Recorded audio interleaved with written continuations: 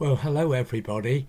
I'm continuing with this series around dealing with people's mental health, and this month we're really looking at this most difficult mental health problem of struggling with self-harm or self-injury.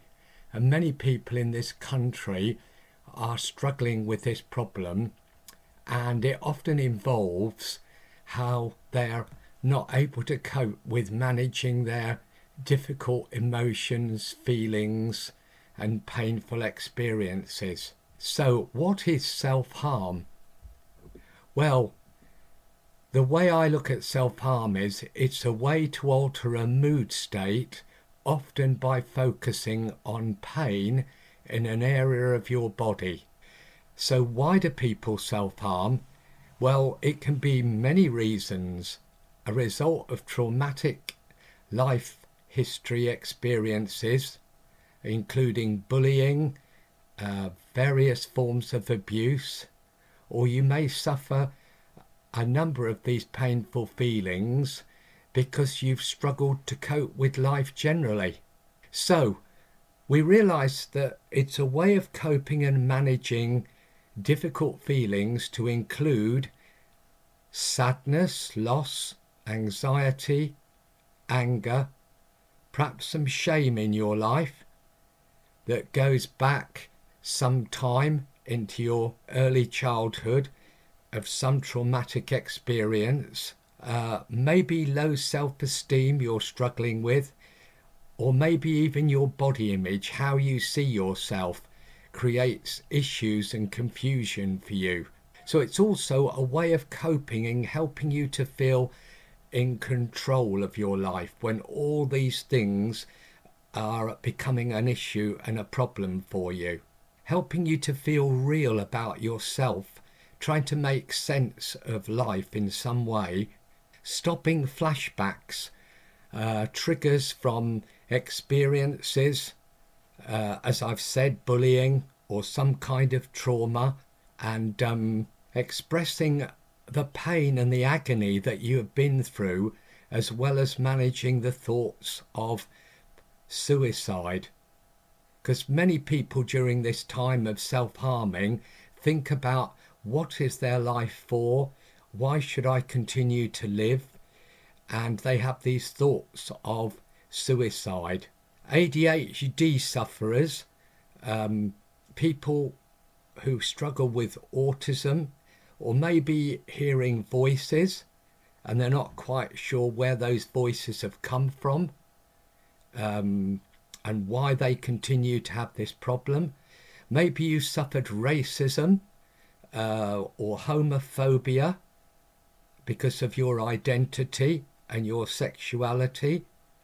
And maybe you're really questioning your sexuality because you're not sure where in society you fit in, why you're treated differently to anyone else when you're a human being just like everyone else.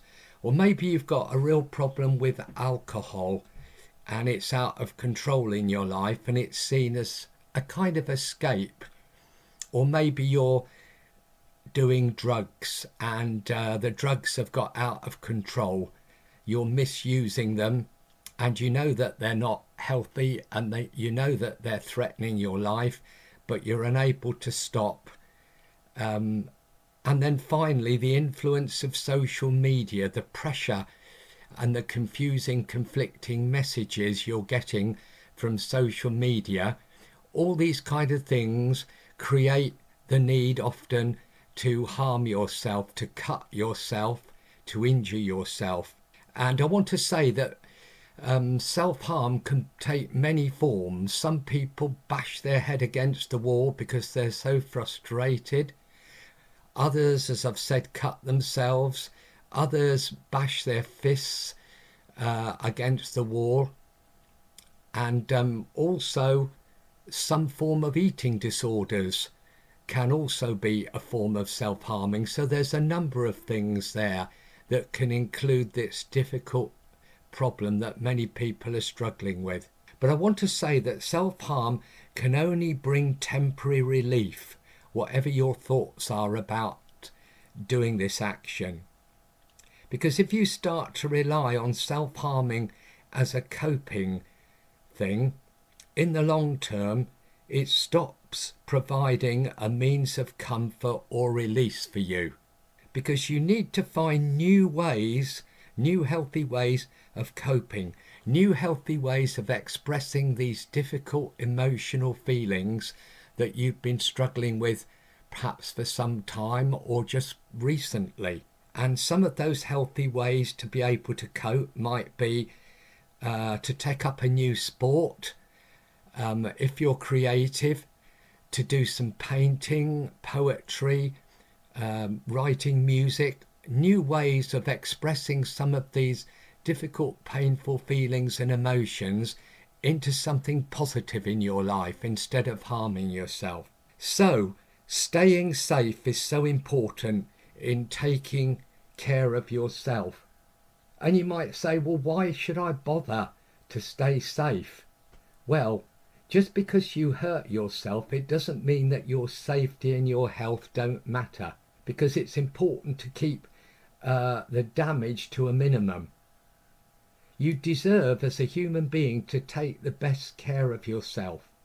So it's important, isn't it, that when you are taking care of yourself, that any self-harming that's done, make sure the clean cuts are kept clean, the cuts are kept clean, and you put on a dry, clean, non-stick dressing or use Steri-strips to close it. Cold burns, you need cold water to address that problem, and the injury can keep getting worse even after you've stopped burning.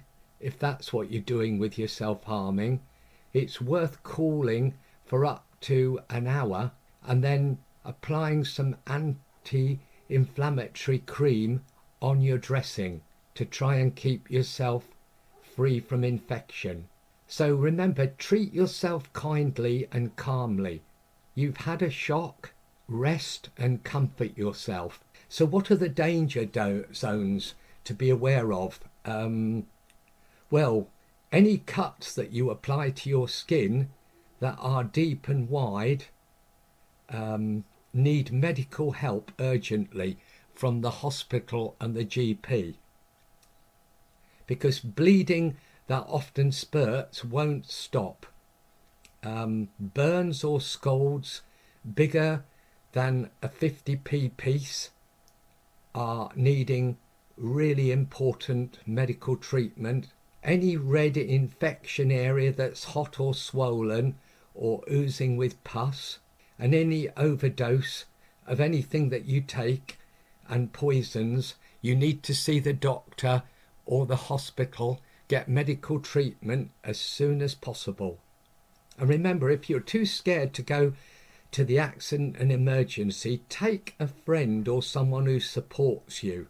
You have a right to the decent, urgent treatment with this problem that you're struggling with. So it's important to keep yourself safe. So how can you help yourself when you are struggling with the issues of self-harming? Well, you can make a soothing box. What do I mean by a soothing box? I mean having a box that you can put things in to help you cope with the struggles of self-harming. Instead of cutting yourself and injuring yourself, you can actually do some breathing exercises, or you can soothe yourself by having a cold bath maybe, relaxing the muscles in your body, starting with your fingers and working right through your body. When you lie on your bed, that can help you relax. Writing down some of your worries in a book that create or challenge you around self-harming, so you're clearing your head. And doing exercises, as I've said, some form of physical exercise, or maybe you have other things that can help you, like yoga, going to the gym. And if it's very difficult to do anything like that, try and distract yourself until you get the help you need. Or maybe write a journal, keeping this journal, this life story about how your life is changing and what's been helping you and what helps you. I would encourage you to continue to do that, to help yourself, whatever it is that helps you overcome this problem of harming yourself. Because it's about working on managing the urge to self-harm, so working on reducing it. And this is where going for counselling can help, because it can give you a safety plan.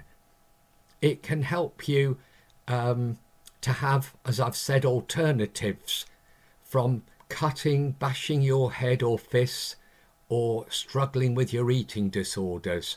And what you need to do is to make some small changes in your life, maybe 1 or 2 things each day that's going to help you reduce your self-harming. So you may feel quite powerless, or you may feel bad because of the way you are behaving. You may feel out of control with your life, not capable of being responsible for yourself. You might feel frightened and angry, which may lead to more self-harming. So we go on to this whole issue of myths. There's an awful lot of myths around and stories about what self-harming is and isn't.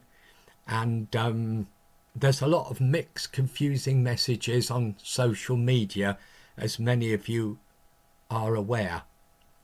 But the myths around self-harming, its behaviour is a symptom of real distress, not suicide.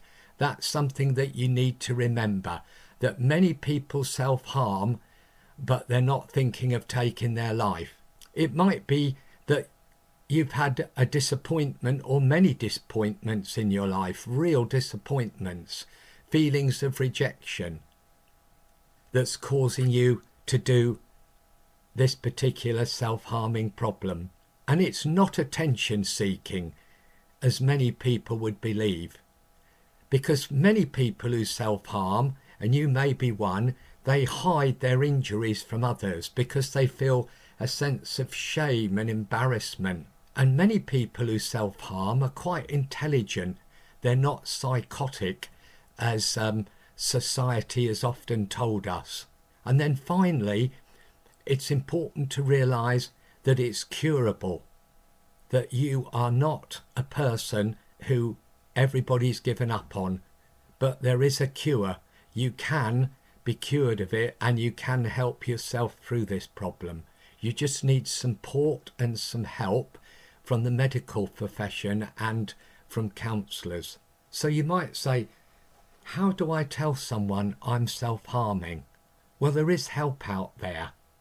Talk to someone you trust, for instance, and realise it's not your fault. Before telling someone, write down how you feel. That may help you to do this. Practice what you want to say, how you feel most comfortable. And if you have very low self-confidence, self-esteem, remember you're not a burden to other people, because what you're struggling with is very serious and it's quite an important problem, and you're a human being, you're unique, and you deserve to be able to have a positive, enjoyable life, and this is not helping you. So how can counselling help you, you might say? Well, counselling can help you to see someone you can trust, a professional who can provide a safe and confidential space for you to be yourself, to express your feelings and emotions, and to explore perhaps some of the thoughts around why you self-harm, where they've originated from, and how to change your belief systems about your life. And also, as I've said, it can help you develop coping strategies, give you some helpful ways of coping that perhaps you've never thought of before. And counselling can also help you identify what we call the emotional triggers. Perhaps throughout your day and week, you are aware of some of these triggers, some of these things that lead to your self-harming, but you don't know how to stop. And identifying some of the triggers, emotional triggers, is part of the way to managing and dealing with this problem of self-harming. And then to go deeper, maybe with a counsellor, you might want to be able to explore the underlying issues. As I've said, you might have had some history of traumatic experiences, bullying, something of that nature that's really exposed and created this problem and triggers your emotions to want to continue to do this. And also, as you have this counselling experience with a professional, you'll develop a lot of self-awareness about yourself. You'll be able to see life from another perspective. You'll be able to understand yourself more and how you can feel more in control and what is fact and what is not fact about this problem of self-harming. And you'll also be able to identify what help is out there, what resources are available that perhaps you're not aware of. Because these resources are quite important, because they can help you recognise, for instance, you're not on your own, that there are other people struggling with this, and you can support and help each other. So I'm hoping what I've been saying today makes some sense, and it's going to help you to start thinking seriously about this whole struggle with self-harm in your life, and to realise you're not alone, that you don't have to carry on living like this. There is help out there. There are things you can do to help yourself, and also to recognise the dangers of this and how you need to seek medical help as well as counselling support as soon as possible. So I leave it with you to think about this and to really make some decisions, perhaps to change your lifestyle in some way. That's something you can be doing before you go for professional help that will help you realise and give you some hope around this. So thanks for listening, and I hope to talk to you again soon. Do take care of yourselves. Bye for now.